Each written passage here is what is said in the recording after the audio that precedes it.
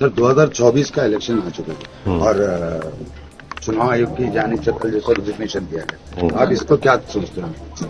नहीं, बड़ा ताज्जुब खेज वाकया है, बड़ा ही शॉकिंग है कि इलेक्शन कमीशन ऑफ इंडिया अपना शेड्यूल जारी करने वाला है 13 तारीख के बाद कभी भी, और उससे चंद दिन पहले इलेक्शन कमिश्नर साहब गोयल साहब अपना इस्तीफा पेश करते हैं। तो इस पर नहीं मालूम क्या वजह है, क्यों उन्होंने इस्तीफा दिया।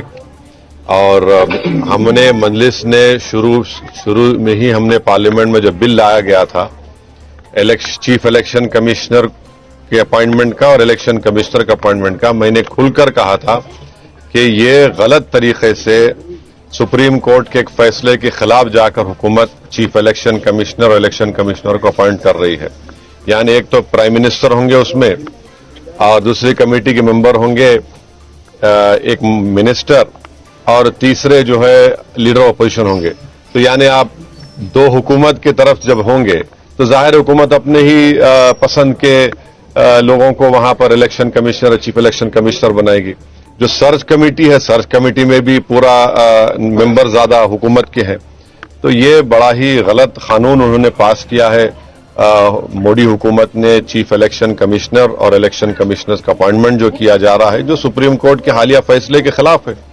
सुप्रीम कोर्ट ने कहा था कि उस कमेटी में इस तरह से हुकूमत की मेजॉरिटी नहीं होनी चाहिए, क्योंकि इलेक्शन फ्री एंड फेयर होना चाहिए, और उसके लिए बहुत जरूरी है कि जो अपॉइंटमेंट होता है वो भी आवाम को नजर आए कि भाई ये न्यूट्रल लोगों को अपॉइंट किया जा रहा है जो इलेक्शन को फ्री एंड फेयर भी कराएंगे।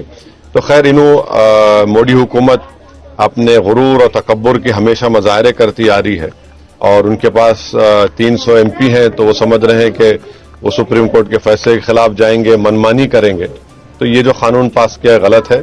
और आपका जो सवाल था कि इलेक्शन कमिश्नर साहब ने अपना इस्तीफा दिया, वो खुद बताए तो बेहतर होगा, या हुकूमत बताए कि ऐन इलेक्शन से पहले नोटिफिकेशन जारी करने से पहले उनका इस्तीफा क्या है, ये बड़ा माने खैज है या फिर कुछ वजूहात हैं। हुकूमत को चाहिए कि वो बताएं क्या वजह है। और फिर अब आ गया कि हुकूमत एक इलेक्शन से नोटिफिकेशन से पहले अब आप वो 2 इलेक्शन कमिश्नरों को अपॉइंट करेंगे। तो ये चीजें